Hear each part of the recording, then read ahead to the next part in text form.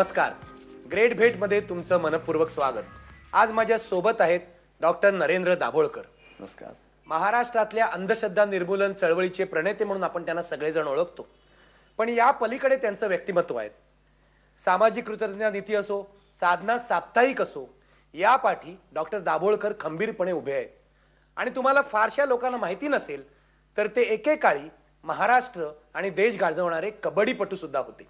Doctor Dabholkar, मी सुरुवात करणार आहे अंधश्रद्धा निर्मूलनापासूनच. कबड्डी वगैरे मी नंतर येणार आहे. याचं कारण असं की तुमच्या या सगळ्या कामाला 20 वर्ष पूर्ण होत आहेत. हो. मला तुम्हाला विचारायचं आहे की महाराष्ट्रामध्ये प्रबोधनाची परंपरा आहे वगैरे, आम्हाला सगळ्यांना माहिती आहे. पण बाकी काहीही न करता, म्हणजे शेतकऱ्यांमध्ये काम न करता, कामगारांमध्ये काम न करता, विद्यार्थ्यांमध्ये काम न करता अंधश्रद्धा निर्मूलनाचंच काम करावं असं 20 वर्षापूर्वी तुम्हाला का वाटलं? हा प्रश्न मला बरेच जण विचारतात आणि त्यांना अशी अपेक्षा असते की माझ्या आयुष्यात असं काहीतरी घडलं की ज्याच्यामुळे मी या कामाकडे वळलो. याचं खरं उत्तर वेगळं आहे. मी 1970 साली MBBS झालो. 1982 सालापर्यंत मी माझे 2 दवाखाने हॉस्पिटल माझ्या पत्नीसमवेत चालवलं आणि 12 वर्षे प्रॅक्टिस केल्यानंतर मला कंटाळा आला आणि मी असं ठरवलं की आपण चळवळीमधला पूर्णवेळ कार्यकर्ता व्हायचं. आणि कॉलेज जीवनापासून ते स्वप्न होतंच. पण तुम्ही जर 83-84 सालची महाराष्ट्राची सामाजिक परिस्थिती बघितली तर तुम्हाला असं लक्षात येईल की झोकून देऊन एखाद्या ठिकाणी पाय रोवून काम करावं अशा स्वरूपाची खुणावणारी क्षेत्र त्यावेळेला नव्हती. त्यावेळेला समविचारी काही संघटनांनी एक विज्ञान यात्रा महाराष्ट्रामध्ये आयोजित केली, ज्याला प्रेमानंद केरळ रॅशनलिस्ट असोसिएशनचे आले होते. आणि आता जे महाराष्ट्रामध्ये लोकप्रिय झाले ते चमत्कार त्यावेळेला पहिल्यांदा महाराष्ट्रात दाखवले गेले. त्याला प्रचंड जत्रा यात्रेसारखी गर्दी लोटली आणि त्यामुळे मला स्वतःला असं वाटलं की आपण हे काम करावं आणि मी या कामाकडे वळलो. तुम्ही मगाशी म्हणालात की मला डॉक्टरकीचा कंटाळा आला. 70 ते 82 12 वर्षे तुम्ही डॉक्टर होतात, साताऱ्यामध्ये एक यशस्वी डॉक्टर होतात आणि एक दिवस तुम्ही असा निर्णय घेतलात की आता हे बस झालं, आता हे सोडायचंय. डॉक्टरच्या व्यवसायाचा कंटाळा का आला? तिथेही तुम्ही लोकांची सेवाच करत होतात. खरं म्हटलं तर मला असं वाटतं की कंटाळा आला हा शब्द आपल्याला जर वापरायचा नसेल तर आपण असं म्हणू की ज्या मानसिकतेमध्ये माझी जडणघडण झाली 60 ते 70 साली विद्यार्थी असताना, त्या मानसिकतेमध्ये आपण स्वतःच्या उपजीविकेच्या साठीच आयुष्याचा सगळा वेळ खर्च करावा हे काही फारसं बरं नाही असं आम्हाला जाणवत होतं. आणि त्यावेळेला आम्ही सातारला ते समाजवादी युवक दल म्हणून कामही करत होतो, ज्याच्यामध्ये एक गाव एक पाणवठा मुवमेंटमध्ये बाबा आढावांच्या खांद्याला खांदा लावून काम केलेलं आहे आम्ही. म्हणजे या क्रमशः वाटचालीमध्ये असं लक्षात आलं की शेवटी तुम्ही एक जनरल प्रॅक्टिशनर म्हणून रोज पेशंट त्याच प्रकारचे बघणं, त्यांना तेच प्रकारचे औषध देणं आणि त्यांना बरं करणं, याच्यापेक्षा अधिक व्यापक काहीतरी करावं अशा स्वरूपाची ती भूमिका होती. म्हणजे कंटाळा आला या शब्दापेक्षा अधिक नवीन काही करायचं आव्हान स्वीकारावं असं वाटलं, असं खरं आहे. म्हणजे हेच मला जाणून घ्यायचंय की तुम्ही म्हणाल 84-85 साली प्रेमानंद आले इथे महाराष्ट्रामध्ये. त्यांनी काही प्रयोग करून दाखवले, कसं बुवाबाजी आहे, काय कसे बुवा लोकांना फसवतात. त्यावेळेला प्रेमानंदांची यात्रा गाजली होती. प्रेमानंदांवर जो संस्कार होता तो अब्राहम कोऊर वगैरे या मंडळींचा होता. त्याआधी जर महाराष्ट्राकडे बघितलं तर महाराष्ट्राकडे सुद्धा अंधश्रद्धा निर्मूलनाची परंपरा होती, चर्चा व्हायच्या, परंतु अशा प्रकारे प्रयोग करून दाखवणं वगैरे नव्हतं. तर मला सांगा, प्रेमानंद आणि अब्राहम कोऊर यांची चळवळ आणि महाराष्ट्रातली त्याआधीची प्रबोधनाची चळवळ याच्यामध्ये काय तुम्हाला फरक आढळला किंवा साम्य आढळली आणि अधिक ही चळवळ जवळची आहे कोऊरांची, प्रेमानंदाची, असं तुम्हाला वाटलं? मला स्वतःला असं वाटतं की याचं 3 टप्प्यात उत्तर द्यावं लागेल. म्हणजे महाराष्ट्राची आधीची जी या स्वरूपाची चळवळ होती, म्हणजे आधीची ही तुम्ही खरं म्हटलं तर 1823 साली लोकहितवादी जन्माला आले आणि 1973 साली प्रबोधनकार ठाकरे वारले. 150 वर्ष जवळजवळ महाराष्ट्राला या विचाराची परंपरा आहे जी भारतातल्या अन्य कुठल्याही राज्याला नाही. पण या सगळ्या लोकांच्या विचाराचा मागोवा जर तुम्ही घेतला तर तुमच्या असं लक्षात येईल की त्यांनी अनेक कामं केली. शिक्षणाबद्दल बोलले, शेतीबद्दल बोलले, अस्पृश्यतेबद्दल बोलले आणि बुद्धिप्रामाण्यवादाबद्दल बोलले. सगळ्यात कमी बुद्धिप्रामाण्यवादाबद्दलचं त्यांचं बोलणं या समाजाने पचवलं. बी प्रेमानंद किंवा अब्राहम कौर यांचं जर तुम्ही सगळं वाचलं तर तुमच्या असं लक्षात येईल की त्यांचं काम हे जे लोकमानसासमोर आलं ते बुवाबाजी भूत भानामती भविष्य याला आव्हानं देणाऱ्या व्यक्ती म्हणून आलं, जरी ही दोन्ही माणसंही सेक्युलर होती. आणि मला स्वतःला असं वाटतं की आम्ही जो मार्ग निवडला हा बी प्रेमानंद आणि कौरांच्या पुढं जाणारा आणि महाराष्ट्रातल्या समाजसुधारकांच्या मागं जाणारा असा होता. म्हणजे अंधश्रद्धा निर्मूलन कार्याची चतुसूत्री काय आहे? त्यापैकी एकच गोष्ट पहिली अशी आहे की शोषण करणाऱ्या, दिशाभूल करणाऱ्या, फसवणूक करणाऱ्या अंधश्रद्धांना विरोध करणं. पण दुसरं सूत्र आहे वैज्ञानिक दृष्टिकोनाचा विचार प्रसार आणि अंगीकार करणं. तिसरं सूत्र आहे धर्माची कृतिशील विधायक आणि कठोर चिकित्सा करणं. आणि चौथं सूत्र आहे व्यापक परिवर्तनाच्या चळवळीशी स्वतःला जोडून घेणं. मला असं वाटतं की हे या चळवळीचं विकसित झालेलं आणि मान्यताप्राप्त असं वेगळेपण आहे. जगातल्या रॅशनलिस्टांच्या कामापेक्षा हे काम वेगळं आहे तुमचं, म्हणजे नेमकं काय? मी कधीही आत्तापर्यंत माझ्या कार्यकर्त्यांना देव आणि धर्म सोडा आणि या चळवळीमध्ये या असं सांगितलेलं नाही.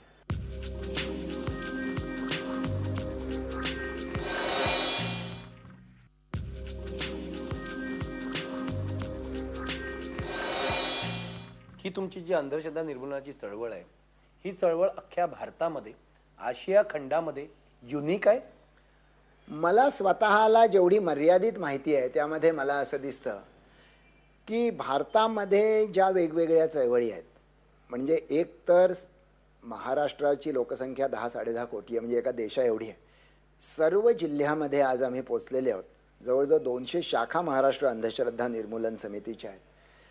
मला स्वतः आणि दुसरे 2 गोष्टी नोंदवायला पाहिजेत की ही पूर्णतः जनचळवळ आहे. याला एक नव्या पैशाची ग्रँट 20 वर्षात आम्ही घेतलेली नाही, मागितलेली नाही, देशी विदेशी फंडिंग घेतलेली नाही. एवढ्या मोठ्या प्रमाणामध्ये वैशिष्ट्य असलेली या स्वरूपाची अन्य चळवळ मला भारतामध्ये किंवा आशिया खंडामध्ये माहीत नाही. मी जी आत्ता चतुसूत्री सांगितली आणि जी चतुसूत्री जगामधल्या रॅशनॅलिस्टांच्या पेक्षा देखील थोडी वेगळी आहे, अशा स्वरूपाची चळवळ निदान माझी जेवढी माहिती आहे तेवढ्याप्रमाणे भारतातल्या अन्य राज्यामध्ये नाही. म्हणजे आज माझ्याकडे ज्यावेळी पत्र येतात बंगालपासून ते कर्नाटक तामिळनाडूपर्यंत की आम्हाला हे काम करायचं, त्यावेळी मलाच आश्चर्य वाटतं की त्यांना या कामातलं वेगळेपण काय जाणवत असेल. तुम्ही आता असं म्हणालात की जगातल्या रॅशनलिस्टांच्या कामापेक्षा हे काम वेगळं आहे तुमचं, म्हणजे नेमकं काय? सामान्यपणे जगातल्या रॅशनॅलिस्टांची जी मांडणी असते, ज्याचं प्रातिनिधिक उदाहरण म्हणजे महाराष्ट्रात आपण डॉक्टर श्रीराम लागू घेऊ शकू. त्यांचं मत असं असतं की जगामधल्या सगळ्या अंधश्रद्धांचं मूळ हे परमेश्वराधिष्ठित धर्म आहे आणि धर्माच्यामुळे या देशामध्ये, या जगामध्ये जेवढे रक्तपात झाले तेवढे कुठल्याही युद्धामुळे झाले नाहीत. त्यामुळे देव आणि धर्म या कल्पनेला फुली मारून किंवा नकार देऊनच तुम्ही विवेकवादाचं आणि अंधश्रद्धा निर्मूलनाचं काम सुरू करता. आमची भूमिका 2 पातळीवर वेगळी आहे. मी कधीही आत्तापर्यंत माझ्या कार्यकर्त्यांना देव आणि धर्म सोडा आणि या चळवळीमध्ये या असं सांगितलेलं नाही. दुसरी गोष्ट अशी की माझ्यासमोरचा प्रश्न असा आहे की मी जनसमुदायांशी संवाद कसा करू. मी जनसमुदायांशी संवाद जर सुरू केला की लोक हो मी नास्तिक आहे, मी तुम्हाला अतिशय तर्कशुद्धपणे पटवून देतो की बघा हे कसं योग्य आहे. आम्ही असं मानतो की आम्ही महाराष्ट्रातल्या समाजसुधारकांचा विचाराचा वारसा चालवू इच्छितो. हा जो वारसा आहे या वारशाचं एक वैशिष्ट्य असं आहे की तुम्ही फुलेंच्यापासून आंबेडकरांपर्यंतची नावं घ्या, यापैकी सगळ्या लोकांना धर्म का महत्त्वाचा वाटला? मला स्वतःला असं वाटतं की महाराष्ट्रातल्या समाजसुधारकांनी, आणि ते संतांच्यापासून घेतलेली प्रेरणा आहे, त्यांनी काय केलं तर त्यांनी समाजविन्मुख धर्म समाजसन्मुख केला. आणि म्हणून आत्ता तर 20 वर्षाच्या निमित्ताने आम्ही जी मोहीम घेतली आहे त्याचं नावच असं आहे की वारसा युवकांचा, विवेकाचा, महाराष्ट्रातल्या समाजसुधारकांचा. हे आम्ही ठळकपणे महाराष्ट्रासमोर आणू इच्छितो. तुम्ही ही चळवळ व्यापक करू मागताय. अगदी पण बरोबर. त्याकडे मी येणार आहे, पण त्याआधी मला तुम्हाला विचारायचं आहे, ही तुम्ही भूमिका सांगितली की तुमची भूमिका कशी वेगळी आहे रॅशनलिस्टांपेक्षा, तुमची भूमिका लोकांना अधिक जोडणारी आहे. बरोबर. त्यामुळे धर्म आणि ईश्वर तुम्ही नाकारत नाही. धर्म ईश्वरावर श्रद्धा ठेवून सुद्धा बरोबर. माणूस अंधश्रद्धा विरोधी असू शकतो. बरोबर आहे. ही तुमची भूमिका आहे. बरोबर. मला तुम्हाला विचारायचंय, हे एका दिवसात घडलेलं नाही. हो. 1984-85 साली बी प्रेमानंद, अब्राहम कौर यांना तुम्ही पाहिलं, यांना वाचलं आणि मग ही चळवळ तुम्ही वाढवत नेलीत. काय काय टप्पे आले, कशी वाढवत नेलीत, लोकांचा काय प्रतिसाद होता? मी आपल्याला मगाशी जे म्हटलं की महाराष्ट्रामध्ये एक उणीव त्या कालखंडात होतीच. म्हणजे तुम्हाला जर आठवत असेल तर त्या कालखंडामध्ये महाराष्ट्रातलं सगळ्यात लोकप्रिय साप्ताहिक स्त्री होतं. ते लाखाच्या आवृत्त्या काढायचे आणि प्रत्येक अंकात काहीतरी असं अत्यंत अद्भुत, विचित्र, गूढ असं छापायचे. या स्वरूपाच्या गोष्टींना आव्हान देणारं महाराष्ट्रामध्ये अधिकृत यंत्रणा नव्हती. म्हणजे अमक्या ठिकाणी बुवा चमत्कार करतोय, तो खोटा आहे आम्ही म्हणणार. अमक्या ठिकाणी भूत आहे म्हटलं, आम्ही त्या ठिकाणी जाऊन राहणार. अमक्या ठिकाणी भानामतीने आपोआप वस्त्र पेटतात म्हटलात की आम्ही ते भानामती बंद करणार. कोणी म्हणला की ज्योतिषशास्त्र खरं आहे की आम्ही म्हटलं ज्योतिषशास्त्र खरं नाही म्हणणार. या स्वरूपाचं प्रत्यक्ष कन्फ्रंटेशन महाराष्ट्रात नव्हतं, जे आम्ही अतिशय पद्धतशीरपणे उभं केलं. याच्या पुढच्या टप्प्यावर आम्ही वैज्ञानिक दृष्टिकोनाकडे नेले. याच्यासाठी फार मोठ्या प्रमाणात आम्ही शिक्षकांची शिबिरं घेतली. जवळ 10-15 हजार शिक्षक आम्ही तयार केले. 2-3 लाख मुलांना परीक्षेला बसवलं. जवळजवळ माझे संघटनेतले कार्यकर्ते 2-1 हजार व्याख्यानं दरवर्षी देतात. एवढी मोठी प्रबोधनाची चळवळ दुसरी आज मला महाराष्ट्रामध्ये माहीत नाही. तेव्हा हा दुसरा टप्पा झाला. पण त्याच्याबरोबर जो तिसरा टप्पा आम्ही घेतला आणि ज्याच्यामुळे आम्हाला भरपूर दुश्मन निर्माण झाले आणि ज्याच्याकरता माझ्यावर 14 खटले घातले गेले, तो आहे धर्माची विधायक, कृतिशील, कठोर चिकित्सा करण्याचा. आम्ही सतत पुरोगामी आणि डाव्या चळवळीचा भाग स्वतःला मानलं, त्यांचा धाकटा भाऊ मानलं. आणि म्हणून तुमच्या लक्षात येईल की अंधश्रद्धा निर्मूलनाच्या कामाचा कालखंड हा खरं म्हटलं तर कठीण कालखंड आहे. कारण काम सुरू केल्यानंतर 2 ते 3 वर्षात बाबरी मशीद पडली. त्याच्यानंतर 95 साली महाराष्ट्रात युतीची सत्ता आली. म्हणजे ज्या 10 वर्षामध्ये आम्ही रुजलो, त्या 10 वर्षामध्ये हे रुजण्यासाठी जनमानस किंवा राजसत्ता प्रतिकूल होती, तरी आम्ही रुजू शकलो. याचं कारण आम्ही एक दमदार वैचारिक मांडणी आणि प्रत्यक्ष चळवळ करत होतो. विरोधही होत असेल. आम्हालाही माहीत आहे की आपण एक चळवळ जी करायला घेतलेली आहे ती चळवळ अशीच आहे की याच्यामध्ये हे अटळ आहे. काही ठिकाणी लोक सभा उधळणार, काही ठिकाणी लोक दगड मारणार. पण माझं मत असं आहे की आम्ही आता एक गृहीत धरलेलं आहे की हे सगळं होणार आणि त्याच्या सकट हे जर नसतं तर कदाचित आम्हाला थोडंसं जास्त अनुकूलता प्राप्त झाली असती, जसं कायद्याबद्दल आपल्याला स्पष्ट दिसतं.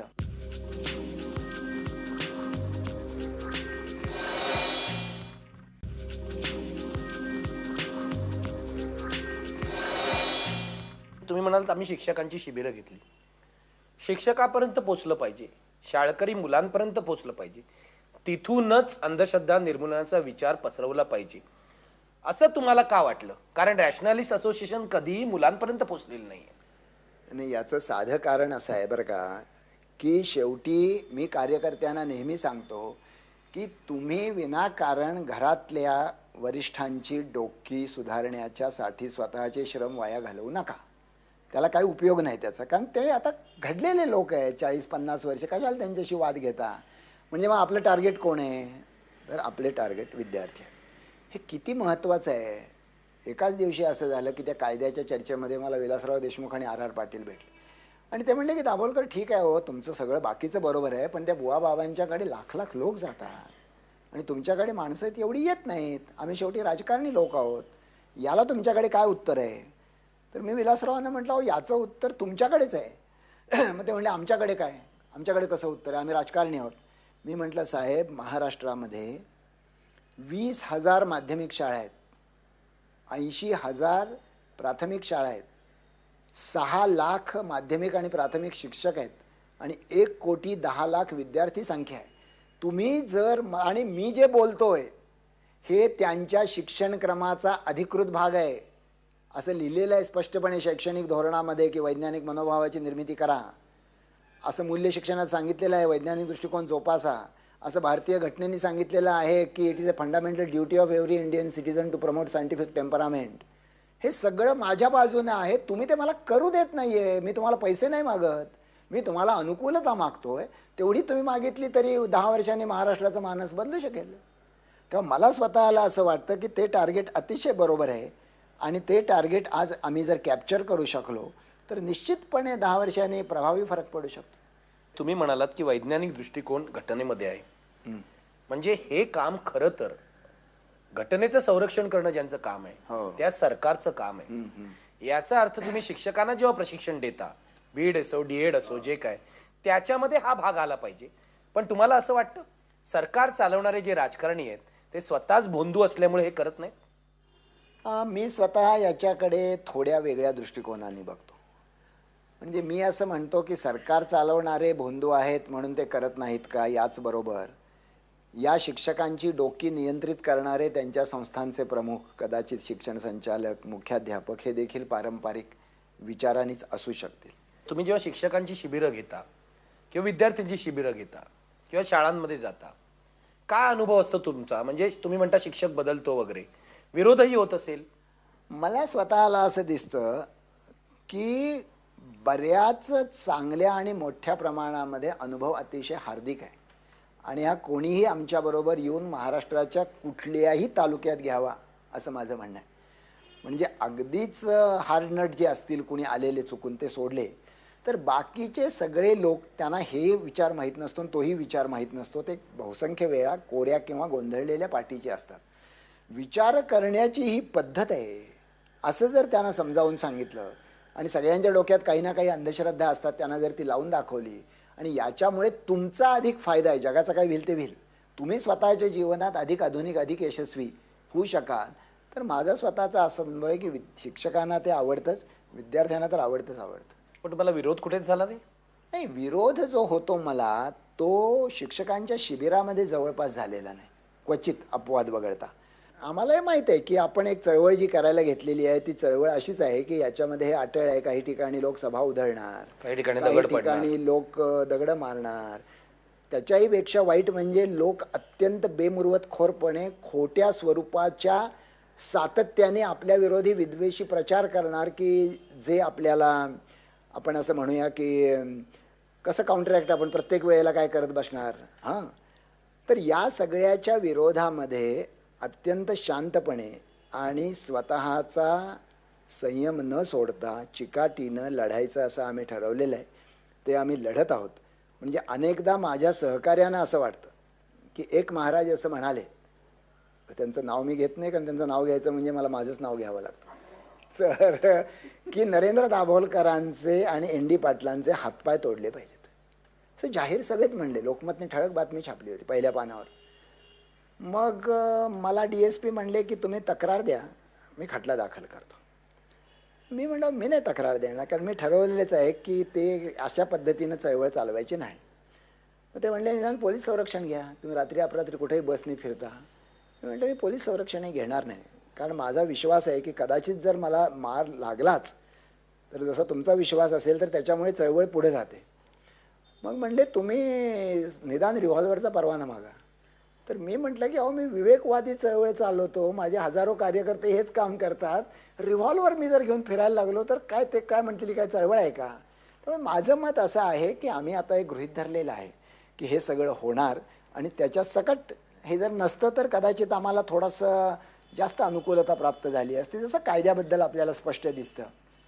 पण तरी देखील मला असं वाटतं की त्याच्यामुळे अडून राहावं अशी काय आजची परिस्थिती नाही आहे. स्वतःला बुद्धिवादी म्हणवणारे संपादक सुद्धा आपल्या वर्तमानपत्रात ज्योतिष छापतात, याबाबत तुम्ही काय म्हणाल? आम्ही त्यांना अशी पत्र पाठवलेली होती की आम्हाला हे माहीत आहे की तुम्ही शेवटी धंद्याला बांधिलात, परंतु एक जी मागणी आहे की तुम्ही ज्योतिष कॉलम छापा, फक्त त्याच्यावर अशी एक टीप टाका की हे मनोरंजनासाठी आहे.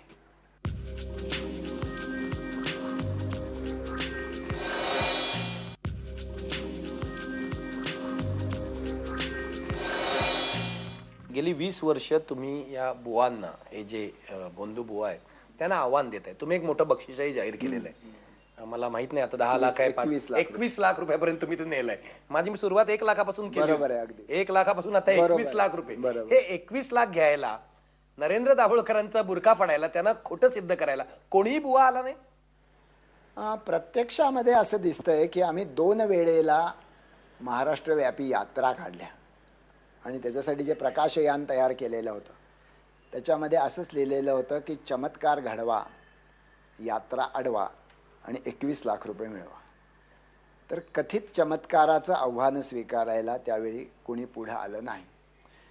पण असं प्रत्येक वेळेलाच झालं असं नाही.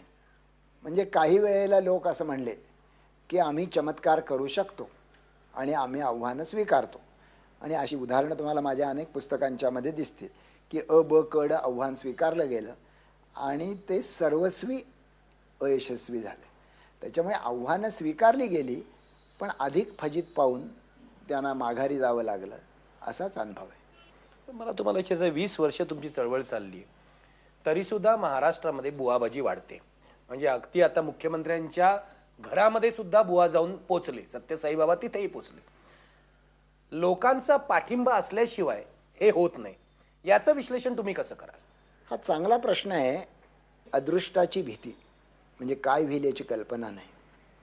अतृप्त कामनांची पूर्ती म्हणजे रोज चंगळवादाची जी स्वप्न माझ्यामध्ये आणून टाकतं दूरदर्शन किंवा कुठलंही माध्यम, त्याच्याबद्दलचं माझं वाकवकलेपण, एकंदरीत जीवनामध्ये आलेली प्रचंड अस्थिरता, त्याच्याबरोबरच जीवनामध्ये आलेली अगतिकता, मला नको असलेलं जीवन जगावं लागतं नाईलाजाने याची अपराधी भावना, हे जे सगळं आहे म्हणजे अदृष्टाची भीती, अतृप्त कामनांची पूर्ती, समाज जीवनातली अस्थिरता आणि अगतिकता, माझ्या मनातली अपराधी भावना, या सगळ्यांची उत्तरं परंपरेने आलेल्या दैव, प्रारब्ध आणि त्याचा आविष्कार असलेली कथित कर्मकांड आणि बुवा यांच्याशी जाऊन भेटतो. हे झालं एक कारण त्याचं की जे मी नाही, म्हणजे मी मर्यादित अर्थाने दूर करू शकतो. दुसरं कारण तर फार मोठं आहे. म्हणजे सामाजिक वास्तवाशिवाय काही असं कुठलं जग निर्माण होत नाही. म्हणजे तुम्हाला असं दिसेल की मोठे बुवाबाजीचे सगळे प्रकार हे आरोग्याच्या क्षेत्रातच कसे आहेत. कोणीतरी असलम बाबा हाताच्या बोटाने ऑपरेशन करतो, कोणीतरी फरशीवाले बाबा डोक्यावर फरशी ठेवून सगळ्या रोगांचं निदान करतो, कोणीतरी पार्वती मा पोटावरनं हात फिरवून निपुत्रिकांना संतती देते. जर आरोग्याच्या क्षेत्रातनं सरकार बाहेर पडत असेल तर लोक अगतिक होतात. अंधश्रद्धा वाढल्या समाजामधल्या गेल्या 20 वर्षात. याला जबाबदार समाजातले नामवंतही आहेत आणि प्रसार माध्यमातून बघा, आता पोपटवाल्या ज्योतिषापासून ते कसल्या कार्डापर्यंत, आता पत्त्यांपर्यंत काहीतरी दाखवत आहेत ना, पुनर्जन्म काहीतरी ते दाखवत आहेत, रिअल शो म्हणून, रियालिटी शो म्हणून. त्याच्याबद्दल मला गेले 2 दिवसात 2-3 मीडियाचे फोन आले की अहो ते रियालिटी शोबद्दल तुमचं काय मत आहे. तर मला स्वतःला काय वाटतं, त्याच्यामागे अर्थकारण आहे, त्याच्यामागे राजकारण आहे. एवढी सगळी जी यंत्रणा निर्माण होते, मला अजूनही असं वाटतं की त्याच्या विरोधी लढण्याची शक्ती ही निश्चितपणे शिक्षण व्यवस्थेतनं निर्माण होऊ शकते. आणि जर प्रसारमाध्यमांनी जरा होकारात्मक भूमिका घेतली, म्हणजे यावेळी बहुतेक प्रसारमाध्यमांनी सत्यसाई बाबा ज्यावेळी मुख्यमंत्र्यांच्या भेटीला गेले त्यावेळी सडेतोड टीका केली. आणि मला काही जण गमतीनं असं म्हणले की दाभोलकर ते भेटीला जाऊ देत बरं का, पण तुमची चळवळ रुजली निदान यावेळी सगळ्या मीडियाने तुमचं म्हणणं उचलून धरलं. तर ही गोष्ट काय वाईट नाही आहे. नाही, पण मला तुम्हाला विचारायचं आहे, मीडियानी बरोबर आहे तुमच्या चळवळीला कायम पाठिंबा दिलेला आहे आणि ती चांगली गोष्ट आहे. पण दुसऱ्या बाजूला स्वतःला बुद्धिवादी म्हणवणारे संपादक सुद्धा आपल्या वर्तमानपत्रात ज्योतिष छापतात. याबाबत तुम्ही काय म्हणाल? याबाबत जे म्हणायचं ते आम्ही पूर्वीच म्हटलेलं आहे. आम्ही त्यांना अशी पत्र पाठवलेली होती की आम्हाला हे माहीत आहे की तुम्ही शेवटी धंद्याला बांधिलात, त्याच्यामुळे तुम्ही काही ज्योतिषांचा कॉलम आम्ही सांगितला म्हणून बंद करणार नाही. परंतु एक जी मागणी आहे आणि ती जगभरच्या रॅशनलिस्टांची आहे खरं, ती आम्ही केली होती की तुम्ही ज्योतिष कॉलम छापा, फक्त त्याच्यावर अशी एक टीप टाका की हे मनोरंजनासाठी आहे. हां, आणि माझ्या माहितीप्रमाणे इंग्लंडमध्ये जवळजवळ ज्योतिषांचा व्यवसाय 4 कोटी पाऊंडांचा आहे आणि तो सगळे करणारे भारतीय आहेत. आणि म्हणून मी निदान टाइम्स ऑफ इंडियामध्ये असं वाचलं होतं की त्यांनी ग्राहक कायद्यात सुधारणा केली. कारण लोक ज्योतिषाकडे जाऊन लग्न करायचे आणि धडाधड घटस्फोट व्हायचे, मग ज्योतिषाचा सल्ला चूक आहे. आणि असं सांगितलं की तुम्ही जर असं सांगितलं पत्रिका बघून की यांची लग्न व्यवस्थित होतील आणि जर घटस्फोट झाले किंवा तुम्ही वर्तवल्याच्या पलीकडे वेगळं वर्तवलं तर तुम्हाला ग्राहक न्यायालयात खेचून नुकसान भरपाई द्यावी लागेल. नाही तर तुम्ही तुमचं ज्या ठिकाणी व्यवसाय होतो त्या ठिकाणी वर ही पाटी लावा की ज्योतिष हे फक्त मनोरंजनासाठी आहे. एड्स निर्मूलन असेल, कॅन्सर विरोधातली मोहीम असेल, आणखीन कुठच्या रोगाविरुद्धची मोहीम असेल, त्यामध्ये या सगळ्या सेलिब्रिटीज ज्या आहेत त्या पटापट उड्या मारतात. तुम्ही बघा, अंधश्रद्धा निर्मूलनाची मोहीम असेल, एखाद्या बाबा विरुद्ध, बुवा विरुद्ध, तर या सेलिब्रिटी तेवढ्या पटकन पुढे येत नाही. काय म्हणाल याला तुम्ही, की सोयीस्कर आहे म्हणून हे असं करतात की घाबरतात? आणि उघड आहे की एखाद्या विचाराच्या बद्दलची भूमिका घेणं याच्यासाठी एक मनोभूमिका आणि निर्धार व्यक्तिमत्वामध्ये निर्माण व्हावा लागतो. तुम्ही एड्स नसावा, स्वच्छता राखावी, कॅन्सरच्या रोगांना मदत करावी, हा एक सर्वसामान्य मानवतावादी पर्यावरणवादी विचार आहे. त्याच्यामध्ये कुणाचंही दुमत नसतं. लोक तसं वागत नाहीत, पण दुमत नसतं. अंधश्रद्धा निर्मूलन विचाराचं हे सगळ्यात मोठं वैशिष्ट्य आहे की इथं विचार मांडणं हाच संघर्ष आहे. आणि या स्वरूपाच्या वैचारिक संघर्षाला सामोरे जाण्याची या सेलिब्रिटींची जर कधी तयारीच झालेली नाही, किंबहुना त्याच्या विरोधी वागण्याची तयारी झालेली आहे की माझा सिनेमा चालायचा असेल तर तिरुपतीला जाऊन त्याचं रेडी ठेवून आलं पाहिजे, मला लकी बॅट पाहिजे, मला लकी पेन पाहिजे, मला लकी शर्ट पाहिजे, तर मला असं वाटतं की त्यांच्यापासून अशी अपेक्षा करणं हे काही फारसं योग्य नाही. या बाबतीमध्ये मी गमतीनं असं म्हणतो की मी नशीब न मानणारा नशीबवान माणूस आहे. म्हणजे एक तर बायकोने संबंध प्रपंचाची जबाबदारी घेतली. तुमची बायको सुद्धा डॉक्टर आहे. हो, आर्थिक मिळवणी घेतली. तिने कधीही माझ्या कामाला विरोध केला नाही, उलट पाठिंबाच दिला. घरच्या भावंडांनी दिला.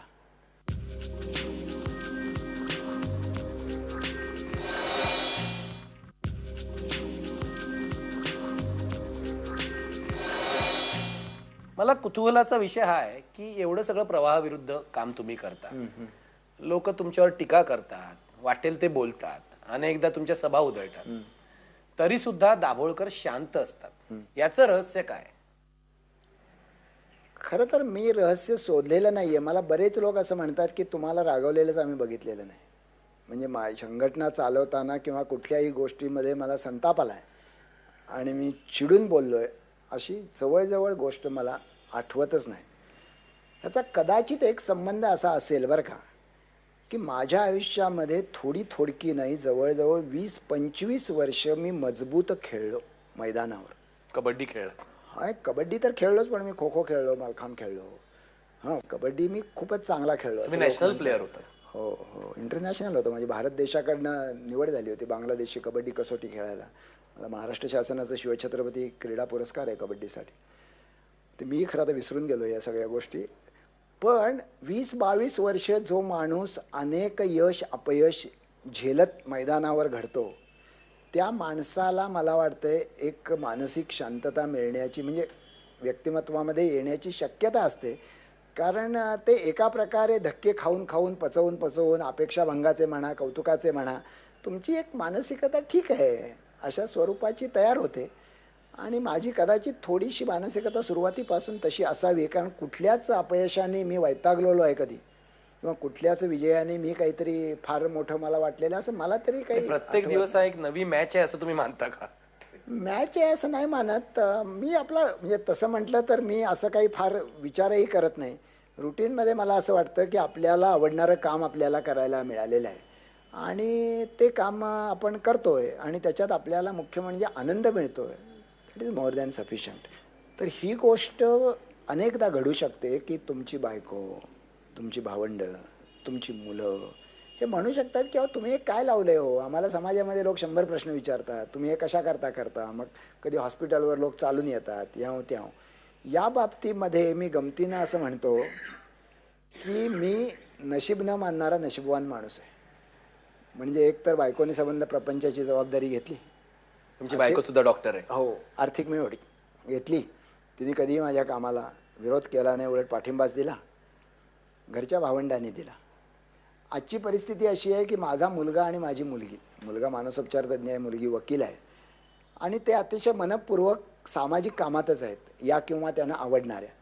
त्यामुळे एका अर्थाने मला असं दिसतं की अशा स्वरूपाच्या कामाला जे कौटुंबिक स्वास्थ्य लागतं ते मिळालं याच्याबद्दल दुसरा. घरचे लोक कटकटी करतायत हे फारच त्रासदायक आहे. हो, पण कटकटी करत नाहीत, पण नुसते सायलेंटही नाही आहेत, ते पॉझिटिव्हली मदत करतायत. म्हणून मी मगाशी गमतीनं म्हटलं की त्या अर्थाने मी मानत नसलो तरी मी नशीबवान आहे. सामाजिक कामासाठी पैसे जमा करण्याची काय अशी खुबी तुम्ही शोधून काढलेली? तुमची त्या कामातल्या इंटिग्रिटीबद्दलची लोकमानसामध्ये जी विश्वासार्हता आहे ती तुम्हाला पैसे आणून देते.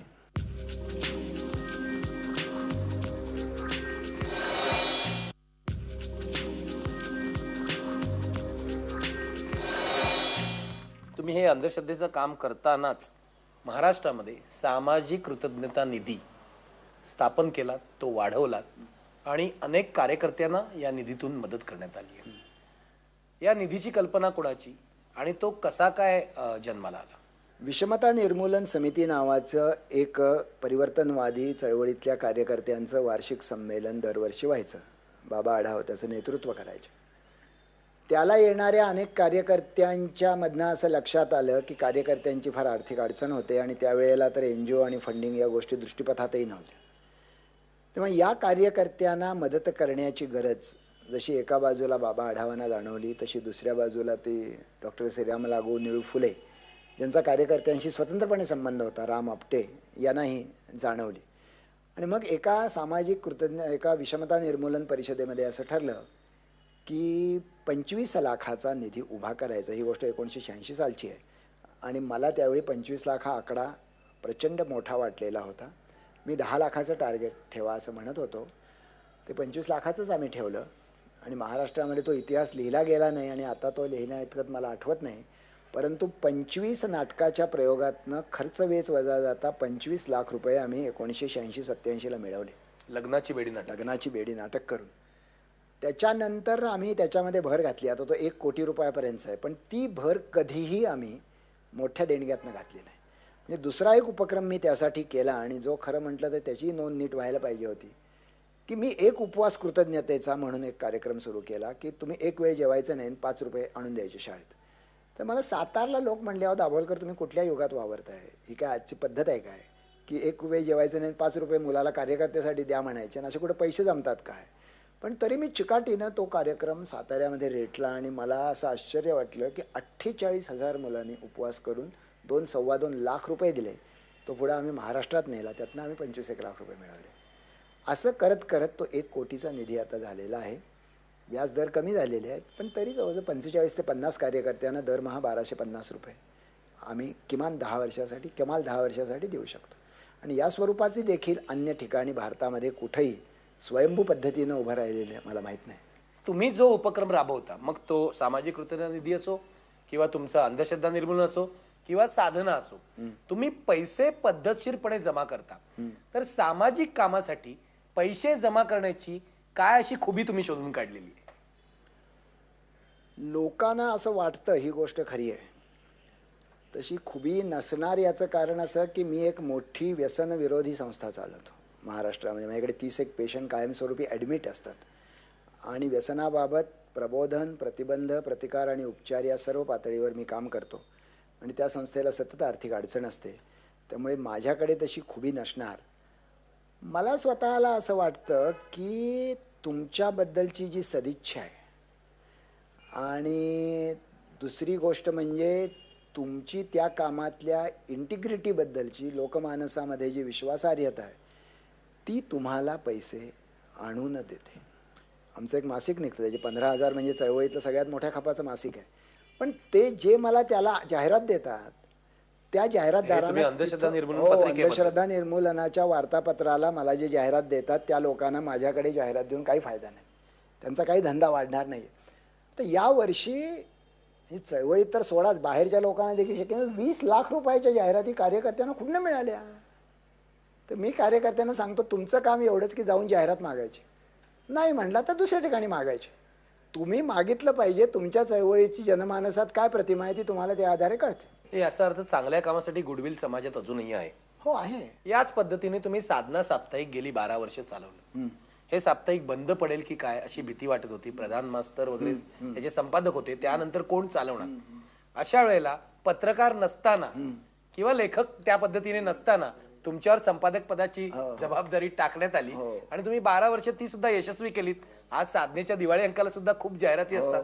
साधनेला चांगल्या प्रकारे आज वर्गणीदार मिळालेले आहेत. हे कसं केलं?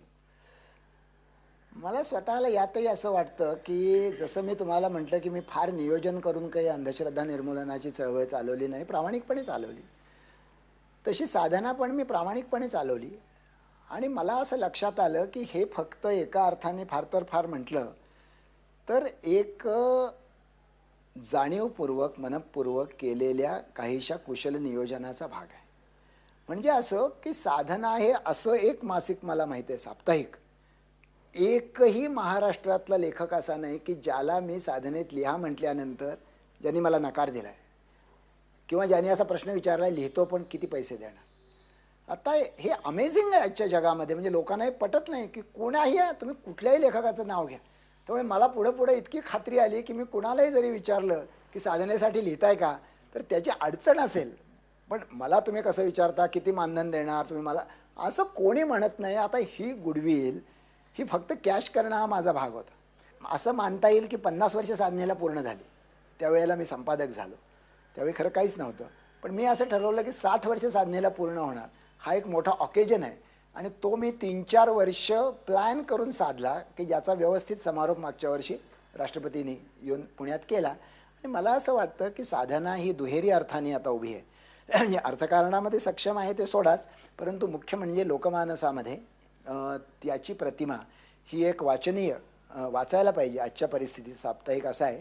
आणि याचं सगळ्यात महत्त्वाची गोष्ट अशी की जी माझ्या अन्य 2-3 ठिकाणी पण घडलेली आहे की सातत्याने आम्ही तरुणांच्याकडे हे संक्रमित करत गेलो. साधनेचा माझा आत्ताचा सहकारी हा 34 वर्षाचा लग्न न झालेला बहुजन समाजातला तरुण आहे. हे साधनेत पहिल्यांदाच घडलेलं आहे. आणि मला स्वतःला असं वाटतं की आज साधना मी चालवतो म्हणजे मी संपादक आहे खरं, तोच सगळं बघतो. मग आता ही मोठी ताकद आहे की तो अजून कितीतरी वर्ष बघेल. मला तुम्हाला शेवटचे 2 प्रश्न विचारायचे आहे. त्यातला एक प्रश्न हा आहे की चळवळ चालवताना नवीन माध्यम वापरावीत. म्हणजे साधना हे प्रिंट आहे, प्रिंट मीडिया आहे किंवा इतर सगळी माध्यमं तुम्ही वापरलेली आहेत. नवीन माध्यम म्हणजे जसं इंटरनेट आहे किंवा ऑडिओ व्हिज्युअल माध्यम आहे ही वापरावीत असं तुम्हाला वाटत नाही का? मी तुम्हाला अशासाठी विचारतोय, तुम्ही स्वतः आधुनिक दृष्टीचे आहात, जगाशी तुमचा संपर्क असतो, पण तरी सुद्धा महाराष्ट्रातल्या सामाजिक चळवळीने ही माध्यमं अजून मोठ्या प्रमाणावर वापरलेली मला दिसत नाहीत. मला स्वतःला असं दिसतंय की हे वापरण्याचा आमचा विचार तर गेले काही वर्ष चालू आहे ज्याला प्रभावी रूप आलेलं नाही, परंतु त्या दिशेने आम्ही नक्कीच पावलं टाकलेली आहेत. म्हणजे आमची वेबसाईट आहे, व्यवस्थित मराठीमध्ये आहे, इंग्लिशमध्ये आहे. शेवटचा प्रश्न, या चळवळीची पुढची दिशा काय असणार आहे? मला स्वतःला असं वाटतं की ही चळवळ जरी अंधश्रद्धा निर्मूलनापासून सुरू झाली तरी तिने आता अंधश्रद्धा निर्मूलन ते वैज्ञानिक दृष्टिकोन ते धर्मचिकित्सा ते धर्मनिरपेक्षता आणि धर्मनिरपेक्षता ते विवेकवाद किंवा मानवतावाद असा वैचारिक प्रवास आणि काही प्रमाणात व्यावहारिक उपक्रमशीलता पूर्ण केलेली आहे. त्यामुळे मला असं दिसतं की मला उद्याच्या कार्यकर्त्यांना तरुणांना जे आवाहन करायचं आहे ते कदाचित त्यांना बुवाबाजी भूत भानामती एवढ्यापुरतं अपील होणार नाही, त्यांचे प्रश्न वेगळे आहेत. पण मी एक संवेदनशील सजग नागरिक बनेन आणि नुसताच संवेदनशील सजग नागरिक बनणार नाही तर मी त्या आधारे समाज जीवनात हस्तक्षेप करेन अशा स्वरूपाची एक रचना करण्याची गरज आहे. म्हणजे मी ज्याला एका वाक्यात असं म्हणतो की राजकारण करायला पाहिजे पण ते शक्य नाही, अर्थकारण आपल्या हातामध्ये नाही, धर्मकारण आणि जातकारण आपल्याला करायचं नाही, मग करण्यासारखी एकच गोष्ट उरते आणि ती म्हणजे विवेककारण. आम्ही जे आमचं द्विदशक पूर्ती वर्ष 2010 साली चालू करतोय आणि ज्याची आम्ही पहिली परिषद विवेकी युवा शक्ती संकल्प परिषद आम्ही जी घेतोय पुण्यामध्ये 1-2-3 जानेवारीला, त्या निमित्ताने आम्ही करणार आहोत. आणि त्याला जोडूनच आम्ही हे करणार आहे जाणीवपूर्वक की सर्व जे जुने 80-90 मधले स्टॉलवर्ड्स आहेत त्यांच्या हातून जाणीवपूर्वक ती विवेकाची मशाल फुलेवाड्यामध्ये तरुणांच्या हातामध्ये देणार आहोत. म्हणजे एका बाजूला प्रत्यक्ष संघटनात्मक पातळीवर तरुण आणि दुसऱ्या बाजूला तरुणांना आजच्या काळाशी अधिक सुसंगत वाटणारा विचार, या पद्धतीनं संघटनात्मक आणि वैचारिक पातळीवर पुढे जाण्याचा आमचा प्रयत्न आहे. हे होते डॉक्टर नरेंद्र दाभोळकर. विवेकाची मशाल घेऊन ते गेली 20 वर्ष चालतायत. ही मशाल आता पुढे नेणं तरुण पिढीच्या हाती आहे.